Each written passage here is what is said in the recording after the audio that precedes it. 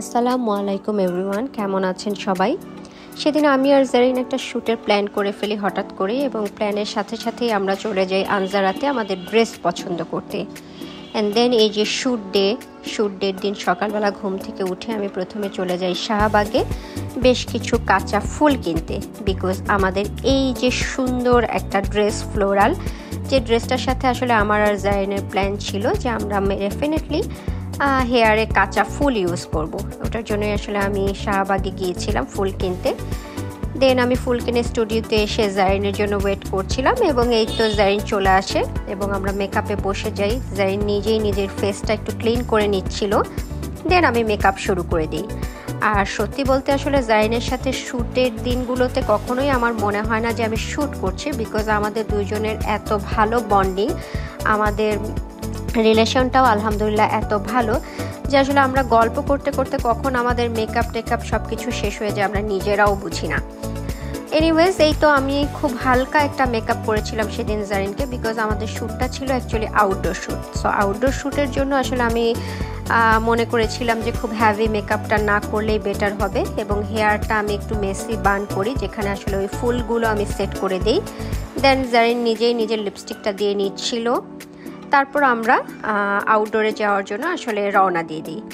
But রওনা দিয়ে গাড়িতে উঠেই সবার একটু মনটা খারাপ হয়ে যায়, বিকজ আমরা দেখছিলাম খুব ঝিরিঝিরি বৃষ্টি পড়ছিল, এবং এই যে দেখেন নামার সময় আমরা একটু খুব অড সিচুয়েশনে পড়ে যাচ্ছিলাম এবং টেন্সও ছিলাম সত্যি কথা বলতে, যে এই বৃষ্টির জন্য আমাদের শ্যুটটা না যেন নষ্ট হয়ে যায় বা কেমন হয় কি, এটা নিয়ে একটু খুব চিন্তিত হয়ে গিয়েছিলাম। বাট আলহামদুলিল্লাহ আমাদের শ্যুটটা অনেক সুন্দর হয়েছিল। এই যে দেখেন জারিনকে কি সুন্দর লাগছে, এবং খুব সুন্দর ড্রেস জুয়েলারি সব কিছু মিলায় ওকে একদম ফুল পাকিস্তানি একটা ব্রাইড লাগছিল। বাই দ্য ওয়ে, আমাদের জুয়েলারিটা সেদিন স্পন্সর করেছিল এশিয়া জুয়েলস বাই তাসনুভা খান আপু। অ্যাকচুয়ালি আসলে আমি যখনই শ্যুট করি আমি ড্রেসের জন্য আনজারা এবং জুয়েলারির জন্য তাসনুভা আপুকেই চুজ করি। আর সেদিন আমাদের সাথে ফটোগ্রাফিতে ছিল ঝুটন ভাইয়াকে আসলে অনেক থ্যাঙ্কস, কারণ আমরা যেই পরিমাণ টেনশনে পড়ে গিয়েছিলাম যে এই ওয়েদারে কিভাবে শ্যুটটা কমপ্লিট করব, কিন্তু ভাইয়া আসলে খুব শর্ট টাইমে এত সুন্দর একটা শ্যুট ডান করে দিয়েছিল, যেটা আসলে আপনারা আমার শ্যুটের পিকচার বা ভিডিও দেখলেই বুঝতে পারবেন। ইনফ্যাক্ট আমার এই ব্লগের আগেই হয়তো আমার শ্যুটের ছবি বা পিকচার যে কোনো একটা হয়তো পোস্ট হয়েই যাবে আমার ধারণা। তখনই আপনারা বুঝতে পারবেন যে আসলে আমাদের শ্যুটটা কি পরিমাণ সুন্দর হয়েছিল।